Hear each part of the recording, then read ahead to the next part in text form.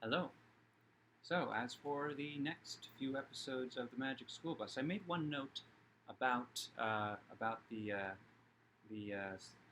what I call the David Pumpkins sound. I don't know if you are familiar with the David Pumpkins sketch from Saturday Night Live with Tom Hanks and Bobby Moynihan. I think is one of the other people in it, and it took off a while and then got too big, and they made a whole Halloween special based on it, and I didn't see that. But the sketch itself is brilliant, and there's a sound effect that when I started rewatching the Magic School Bus, I've been hearing the theme song over and over again. Uh, there's a beeping sound effect in the theme song, and I kept thinking, I've heard that sound somewhere else, but only one other place. Where is it? And it's the same sound when the David S. Pumpkins uh, song happens in the Tower of Terror in that sketch. Um, and there's this music that goes, the skeletons dance, and then David S. Pumpkins says any questions, and but while the music is playing, there's a lot of that same beeping sound. So that was just an interesting thing. It's like I always say, rewatching things. There's always something new to find, but um, neither episode was particularly new to me because I've seen them before. I'm rewatching them. And so the first one, Inside Ralphie, is second in a row where they go inside one of the students. This time, uh, the student is aware of what's going on. So apparently, there's some kind of unit on creating a broadcast news show, and Ralphie has to come up with a subject or something like that. And he's last minute, right morning before school, doing his assignment, and doesn't get done because he's coughing. And his mom, who is I think a doctor, comes in, voiced by Tyne Daly, who I was listening, and this was before I looked it up. I was listening and thinking, I know that voice. It's Merman-ish, but it's not. I've heard it somewhere before, and mostly I know it from the show Judging Amy. But Tyne Daly is also one of the, let's see, Merman, Lansbury, Daly, Peters, Lupone, one of the five uh, actors who have played Mama Rose on Broadway in Gypsy, and so that's the other thing I know. I got that cast recording, so that's fun to hear that voice, and it's it's kind of like seeing Shelley Duvall in the Wishbone episode. Um, Things you notice that you wouldn't have noticed before because now you've got more in your memory banks. So she comes in. She tells Ralphie to stay home, and then they hear about this at the school where they're gearing up to do the news project unit, and they decide to go and visit Ralphie, and they find him in the school bus, or he eventually looks out the window and sees them outside outside of the school bus, and they're all talking about how he's sick and he's coughing, and he's got to get better so they can do the thing. And so they say, well, let's go and find out. Let's do an investigative report. What's making Ralphie's throat sore, and how can we fix it? And so the bus does its thing. It shrinks and goes into his mouth, and Ralphie has a great line. I've never seen that from the outside before, which is just a funny thing in context. Maybe would have been funnier in a later episode, but again, the order of these episodes doesn't necessarily add up. And in any case, just because we are only joining the adventures at this point with these episodes doesn't mean they haven't done it plenty of times. After all, in the first episode, Arnold had been bragging to his cousin Janet for long enough that she cared. They go into his mouth, but since he's coughing, since it's a sore throat, they can't get. He's not going to be able to swallow them. They approach his vocal cords, and then they get coughed out. Liz catches them in Ralphie's baseball mitt, which forecasts another very amusing episode that I loved. So they think, well, we can't do that, and we got to find another way in. And somebody says something about skin is protecting, is keeping things out. Even though they were going to go the same way they went with Arnold, all down the esophagus, but they were coughed out. But skin is keeping them out, and Ralphie realizes, oh, I've got a cut. A cut is a break in the skin. You can go in through that, which is not advisable. It's not advisable, but it's a magic bus, so I'm sure it didn't have any of the chemicals or things that would be dangerous to expose one's blood to. And I saw it, and I remembered thinking as a kid, that's kind of disgusting going into the body through a scab. And shouldn't that be more scabbed over? But, it had to be done. And so they then are going through the bloodstream. And obviously they wanted to do it different. They didn't want to do 2 digestive tract episodes in a row, even if it looked like it was going to be that. And then I wrote down Fantastic Voyage here just because that's what both of these episodes are descendants of the movie, and I think it's also a book, Fantastic Voyage, where they develop shrinking technology and then they go into a body. It's from the 60s, I think. But they go through the bloodstream this time, and so we see red blood cells, white blood cells, platelets, learn about what they do, and I remembered this was important to me because I knew blood was red. I didn't know cells, and I didn't know there were these other elements to it. And I focused back then on the white blood cells because they were they're the things that attack the thing that's attacking the body, and they're the body's defense thing. And so I focused on that, and I remembered that, and that's what these shows like Magic School Bus are for, help children remember the supposedly complicated scientific stuff. That's actually quite simple. The body is working for you. So yes, they follow the bloodstream to the throat where the problem is.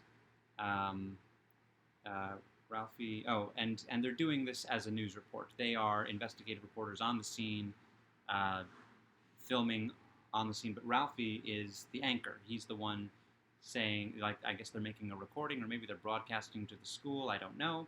There's nobody else at the school, apparently, seemingly. But they're doing their project, and Ralphie is participating. He's got a headset. He's an anchor. And later on, Wanda's an anchor. But so they arrive at the throat. They see the cells that make up the throat, kind of bulbous, piled cells. And then they see these green chain bubble things that are the bacteria. And they land on the cells in the throat, and then the cells in the throat explode. And so I don't know if that's what's actually going on during a sore throat, but makes for good television. It's probably, they wouldn't go that far away from what's actually happening because, again, they're trying to educate.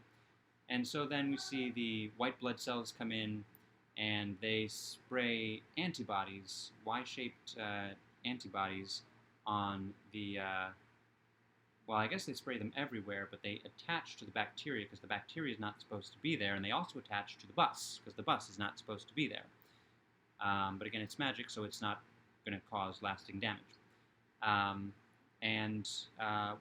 The white blood cells attack the bacteria, but we also see the bacteria multiply faster than the white blood cells can do it. So then Osmosis Jones happens. And Osmosis Jones is a movie that I recently saw, which is why it's fresh in my mind, where the characters there's a white blood cell and a medicine, a character that is medicine. And I neglected to mention that early in the show, because Ralphie's mom is a doctor, she has him take sore throat medicine, and by the time the bus gets there, the medicine then also arrives around when they're watching the white blood cells attack the things, and the medicine does its part to assist the white blood cells.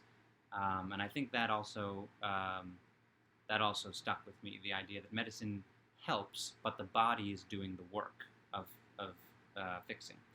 And then the white blood cells attack the bus, but the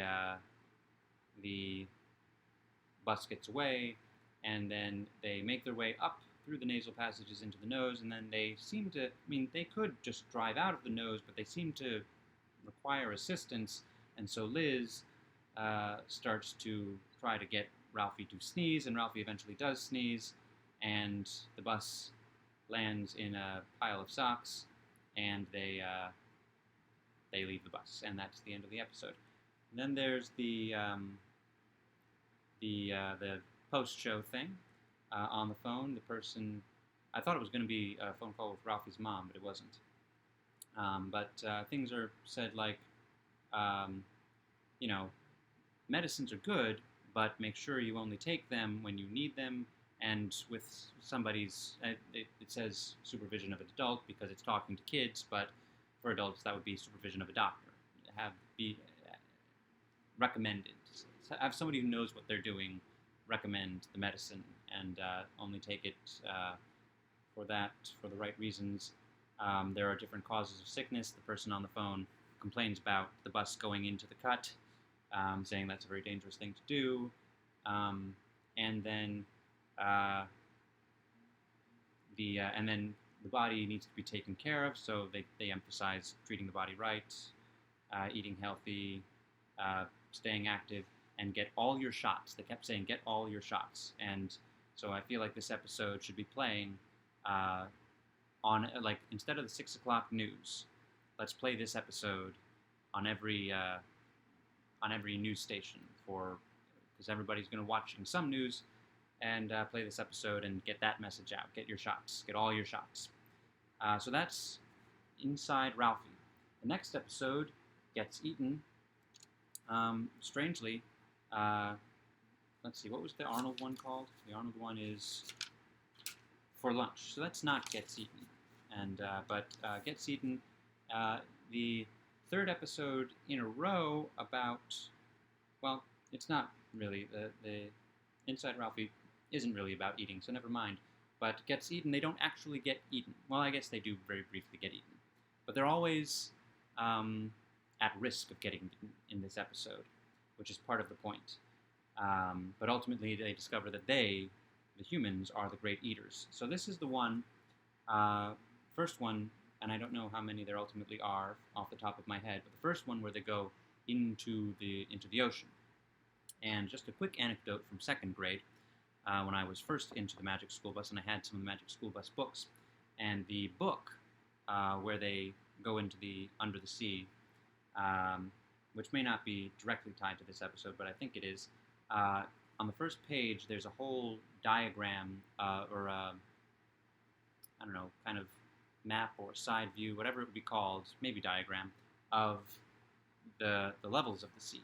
And, beach, and then it descends into the water, shallow part, and then the trench and all that. When my second grade class got to learning about fish, whatever that unit looked like, the teacher drew a big picture of under the sea on the board, or rather on paper that had been stapled to the board so that she could draw on it with crayons and stuff. And I recognized it, and I said to her, did you do this from the Magic School Bus book? And she admitted that she had, and she pointed out to the class that I had recognized it. I don't think she was embarrassed that she had been caught. I mean, probably she had read us the book, but I felt like I had accomplished something there, like I had been clever. So this one, they apparently have a planned field trip to the beach, and I don't know. I assume that they're assuming there's going to be something more to it than just going to the beach, but they're acting like, yeah, just a day at the beach, especially Wanda and Ralphie, and Arnold. But they've got a project. They had to bring in two things that have to do with the beach that are linked. So, like, Ralphie brings in a yellow balloon to represent the sun, and Dorothy Ann brings in, I think it's Dorothy Ann, maybe it's Phoebe, I think it's Phoebe, brings in dune grass. And this does not come back, strangely. and I'll get to why that's strange. So Arnold and Keisha were paired up, but they both forgot. And so they start looking through, well, what do we have that we can potentially link together? And the most interesting thing Keisha has is a tuna sandwich, and Arnold has his shoe, which has pond scum on it because he stepped in pond scum on the way to school. He's also got a bathing suit that is one like trunks. It's got a top part and then it's got it's a old fashioned kind of bathing suit, and it's the same yellow striped pattern as his shirt, so it's cute. Um, and they don't know how to link the pond scum to the tuna fish sandwich, but that's that's what the uh, that's what the episode's about, and that's the goal of the day is to link those two. Miss Frizzle obviously sees it right away, but she has to help them get there. Um, just wrote down Carlos' joke. He says Muscle Beach in reference to they get to the beach, they see a rock that's covered with mussels, as per Tim and maybe that's Dorothy Ann, who brings the mussel, and then Tim brings a picture of a rock, and mussels grow on rocks, and so Carlos says Muscle Beach, and he does like the groaner jokes, and I think this is the first time I've heard the class all go Carlos after he makes one of his groaner jokes. He does later some joke about an otter, probably using the word otter where the words ought to would be. I think that's what it was. So the bus first turns into a dolphin, and then turns into a glass bottom boat. And that is where they first discover, well, we can't see through the glass bottom boat because of the sea scum. Oh, is sea scum like pond scum? Starting to make the connections. And then the bus turns back into a kind of a submarine bus, still the size of a bus, and starts to shrink. And it shrinks way down right next to a floating seagull that just kind of looks at it. And it was just a nice, interesting, kind of creepy touch. I half expected the seagull, because the episode is called Gets Eaten, to try to eat the bus. But it doesn't. The bus sinks, and they go down and they start looking at the sea scum, the phytoplankton. And then they notice that the phytoplankton is being consumed by zooplankton, and zooplankton is then trying to consume them. And another classic line, Ms. Frizzle said, as I always say, it's better to be in the bus than in something else. And she uses a net to that has grown out of the bus to grab the children, and they are back in the bus, and the bus grows to the size of a zooplankton now, because that's where they want to be. And then later on, the bus vacuums them up, and it's just, I wrote down, you can tell it's magic, because being vacuumed into the bus in a suction thing that looks like a vacuum, piece of a vacuum, would be a very violent process, and they would probably be injured, but they're all fine. So that's another, the bus is magic. Let's see. Once they are the size of zooplankton, they notice that the zooplankton are being consumed by anchovies, which Ralphie refers to as the salty things my dad puts on the pizza when he doesn't want me to eat it. I like anchovies, but Ralphie does not. And let's see. So Keisha connects the sandwich then they grow to the size of anchovies to avoid being eaten by anchovies, and they see that the anchovies are being eaten by larger fish, tuna. And then Keisha has apparently not put together that a tuna fish sandwich is made from tuna fish until this moment. And admittedly, that is the way children's, but also most people's minds go. They don't connect the really rather large and somewhat beautiful fish that are tuna, albacore tuna, with the sandwiches we like to eat, or any animal with the meat prepared by the restaurant or sliced at the deli. So it's not necessarily a dumb kid thing, it's a nobody gives that kind of thought to it, which is a good lesson then for kids watching the episode, in addition to all the food chain stuff and food web stuff, a bunch of chains linked together as a food web, is the think about what you're eating and where it comes from. And so, yeah, nice little secondary hidden lesson that probably left its mark with me as well. Even though I'm pretty sure I made the connection that tuna fish was fish right from the beginning of the episode, even when I was a kid. But maybe I didn't. And the tuna actually does eat them, but they stay pretty close to the tuna's mouth. It doesn't make much of a effort to swallow them. And despite the Ms. Frizzle's suggestion that they take this opportunity to study the digestive system of a tuna fish, they don't want to, and she instead uses the bus's magic to grab onto a fish hook that is apparently not aiming for the tuna, because we find out when they grab onto the fish hook goes up, the tuna chases them, snapping at them for a while, and then they are brought up out of the water, and the woman at the other end of the fish hook says, "I already have a bus," and the camera pans over to her pile of ocean garbage, which includes a toy bus, a double-decker, and she tosses the bus back into the water. Not that it necessarily would have been much of an issue for the bus if she had added it to her collection, but still. And then it becomes big again, and it goes home. But then there's another kind of little hidden thing of she pulled a ton of garbage out of the water, and I wonder. She says, "I've already got a bus," and she tosses it back. So clearly, she's not just cleaning up, or she would have kept this other piece of ocean garbage. I guess, I mean, there are definitely people who do that, and found art or stuff like that. I don't know, but another interesting little thing, both that there are people who collect that junk, and that they are doing a service in their small way because there's a ton of garbage in the ocean that there shouldn't be.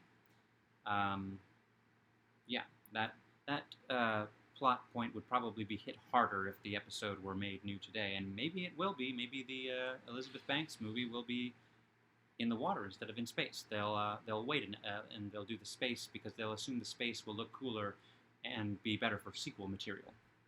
I don't know. I'm not involved, but as I've said about other impending movies, I will be the person who gets the coffee for the person who gets the coffee if it means I get to work on that movie. So call me up, Elizabeth Banks. I've always wanted to work with Elizabeth Banks. Let's see, any more notes? Oh, they don't turn back into a bus and leave. The bus turns into a surfboard, and they surf back to shore, and Ms. Frizzle hangs 10.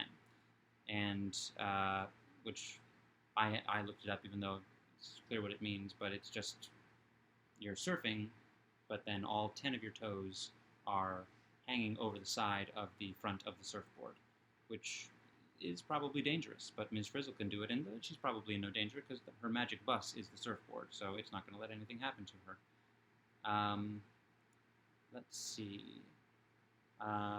So they ask questions about being at the top of the food chain, and do all food chains start with plants? And here's where the sun and the dune grass thing should have come back, because the plants get their energy from, like the dune grass. The dune grass grows, as they point out at the beginning of the episode, because of the sun. So the dune grass is the plant that is the start of the food chain that leads up to humans or other animals.